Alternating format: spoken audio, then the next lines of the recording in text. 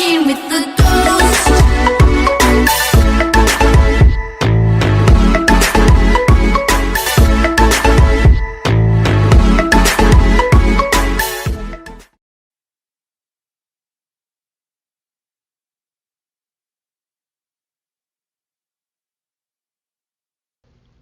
So I just got through watching episode 1 of Dracula on Netflix, over an hour and a half, and that's how every episode is. There's 3 episodes, an hour and a half each, and I thoroughly enjoyed this episode.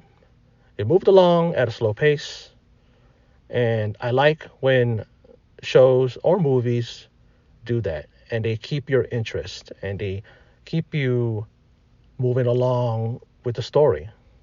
I can see people getting bored with this. To me, I think it's because of the style of how it was filmed and how it was written and how it was, how the pacing was. It's like, to me, it reminds me of the classic Hammer horror films, especially the way they filmed Dracula.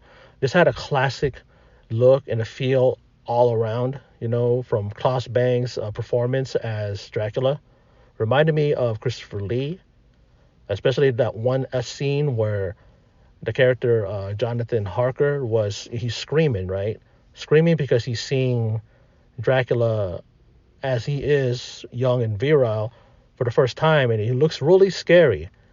And he screams, and we see a shot of Klaus Bang's Dracula up close, and he bares his fangs and he hisses, and it reminds me of that classic shot of Christopher Lee doing the same thing. And I don't know if that was a like a callback or like an homage to the Hammer horror film, the Hammer Dracula movie, because it totally felt like that. And it wouldn't surprise me because this is a BBC production, so they probably did that as an homage, or is that just the way they like to depict Dracula?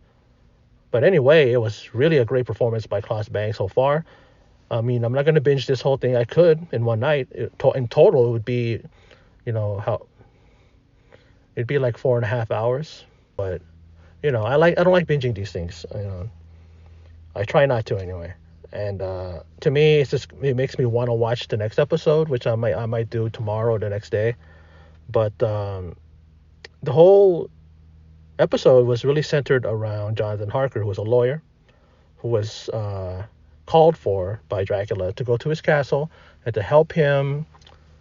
He has to sign a few papers and stuff like that, and then his intention is to move to England.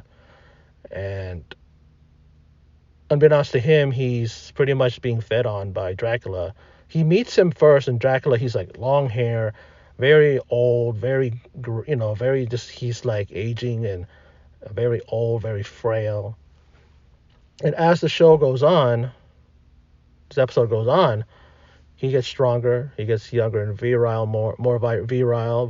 virile. And then Jonathan Harker gets more feeble and weak.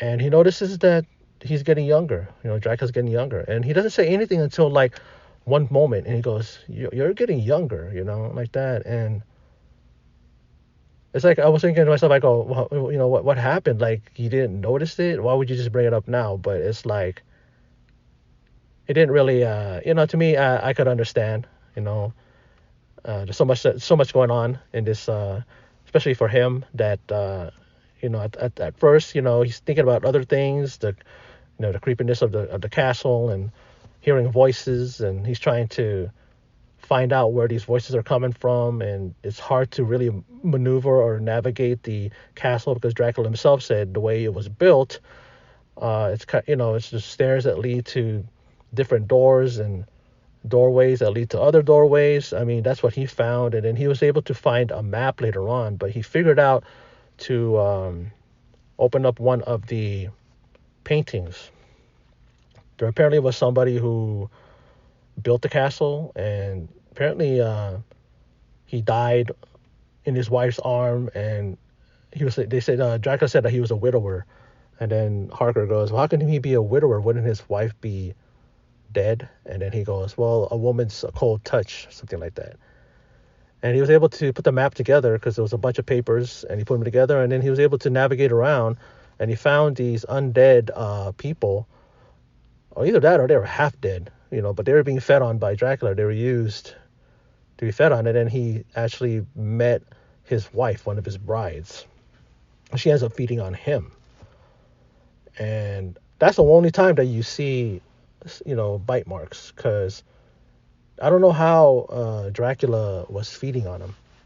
I don't. It was weird because you never saw nothing. I mean, he just a different way of him doing it. That there's no scars, or maybe the producers or the filmmakers decided not to show it just to kind of keep an air of secrecy. But amongst these characters, the Sister Agatha character was very aggravating at times, especially in the beginning. The way her attitude was towards God. She's a nun, yet she doesn't believe in God because she's never seen him. And she kind of uses an analogy of, well, it's just like a loveless marriage. I stay to have a roof over my head. And, it wasn't until the end where I kind of started coming around and started kind of accepting her as a character, especially when you find out who she is and what her lineage is. Now, we all know of the way that Dracula can enter your household. He can't just come in, right? You have to welcome him. You have to invite him in.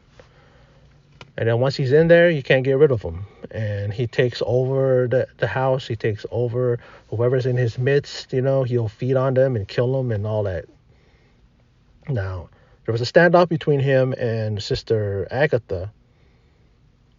And he was at first inside of a wolf. And he kind of rips his way out of a wolf. And, he's all there standing naked, all blood all over him. And it's like a game of like cat and mouse, not in the sense that they're chasing each other, but it's just like, I guess that's not the thing I should use, but they were just going back and forth. She's giving it to him, he's giving it to her, trying to talk, over each other and trying to come at each other with insults and trying to manipulate the other person. And she was pretty strong, she was pretty strong-minded, and she was not playing his games, and he was trying to trick her. And he was pretty much saying that one of them is weak-minded. They're going to crack one of the nuns, because at first he thought he had an in, something like that. And then, she goes, yeah, we're ready for you. Kind of paraphrasing. And then they all, whip out a stake. And, he later on, he just keeps, talking about that one of you going to crack, one of you weak-minded, and you're going to invite me in. None of them do. And so what happens is that later on, let's go to the what happened when it came to the revelation of Jonathan Harker in regards to his fiance. He has a fiance named Mina, and the nun that was the witness that was with Princess Agatha was actually his fiance, and she needed to be there in order to hear his story, and she still accepted him, even though the condition that he was in. I guess that's love. That's true love, I guess. You would do that for someone you truly love, but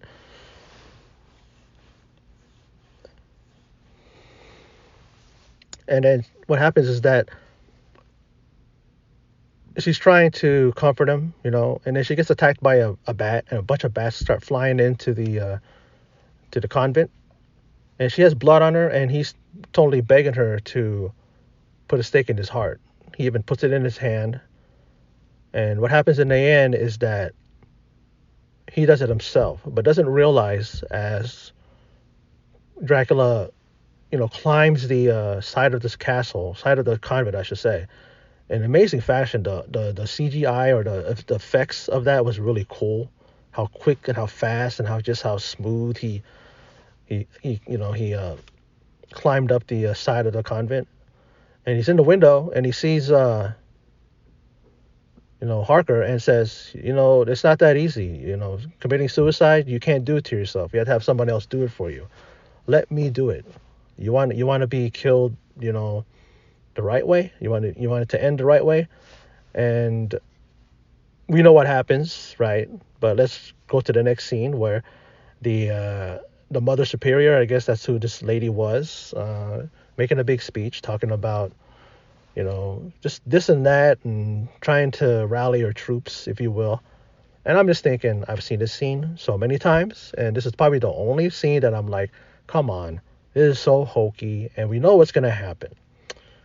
But the way the payoff was to end the scene was pretty great. Like she's going, let's pray, right? That's the last thing she says, and all of a sudden you hear her clear her throat, and then you hear a slash, right? Like a slashing sound, and then they look, and all you see is a headless body of the mother superior, or the head nun, if you will, and he has the head in his hand, and then it's just funny the way Klaus Bang as Dracula chews up that scene. It's like chews up the scene and the scenery and all that. It was I loved it. The way he was talking to the nuns and talking about how who's next, and oh, I got an idea, and he does like a thing where it's like the bride throws the bouquet, who catches the bouquet, and then one does, and then like they all have their pitch, their I was about to say pitchforks, pitchforks, all have their stakes in their hands, right? He's all, well, you know what? That'll work on me. You got me there. It'll definitely work on me. So he wasn't going to attack him yet, but then he sits down and he goes, I'm gonna sit here, and I'm going to let the wolves. It's better controlling wolves, and than just doing it himself, right? So he said he has fun when he controls the wolves, right? And all the wolves just go in there and they start attacking the nuns and killing them all. And in the meantime, what happens is that you know Agatha and Mina are in one of the rooms. Agatha brought her there so that is it Agatha or is it Agnes? I think it's Agnes. I keep saying Agatha. I better have that right, because I'll be sounding like a fool on this. Yeah, I was right, Agatha. I was right. Had to look that up because I wanted to make sure. I mean, I got a good memory, but sometimes my memory slips me. So yeah, it was Agatha, and they go into this room because she told Mina that yeah, the we have the window here, and the light comes in from the sun, so we'll be safe. And Mina was like, wait a minute, it's dark.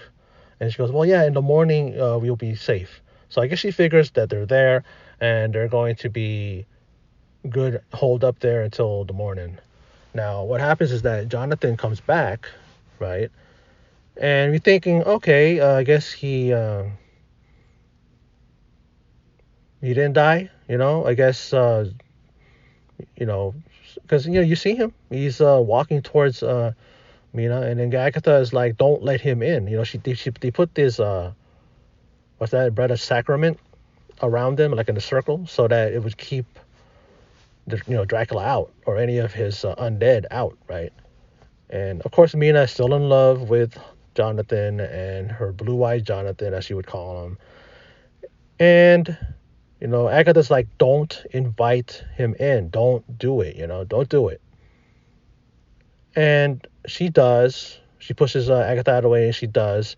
And then she goes, wait a minute, what happened to your blue eyes? Notices that Jonathan's eyes aren't as blue as they used to be.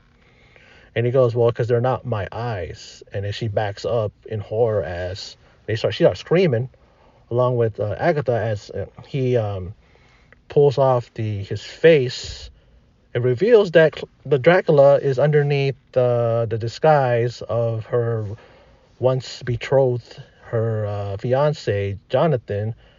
He's wearing his face, and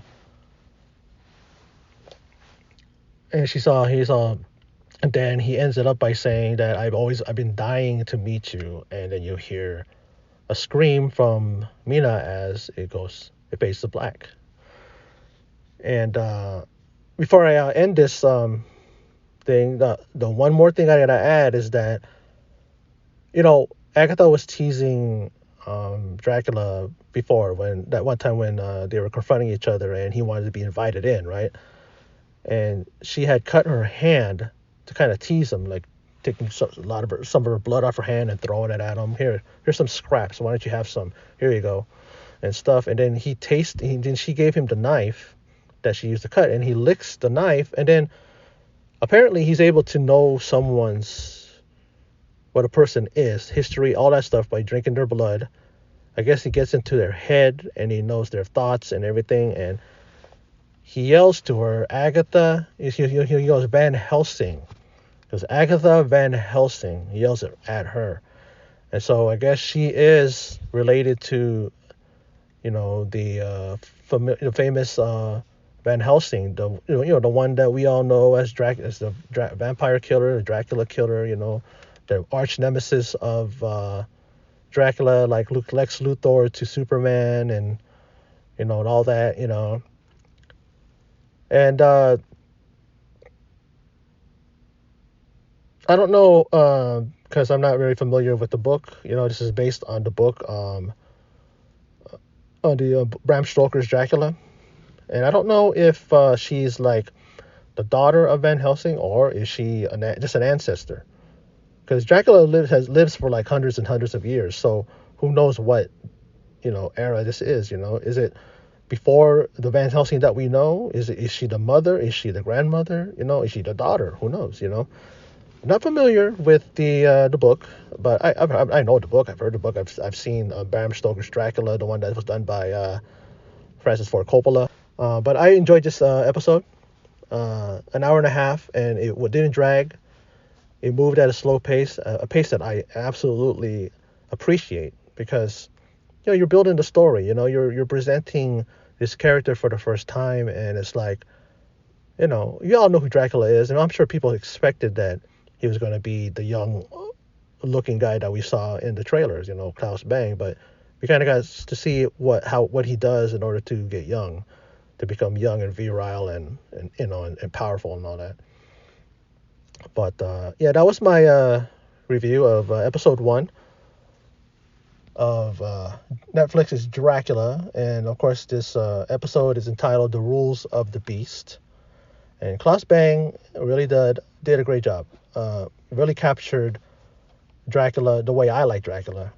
I could appreciate the other people that played Dracula, especially Bela Lugosi he's one of the classic legendary Draculas, but I always lean more towards Christopher Lee's performance and his portrayal, and that's what Klaus Bang, that's what he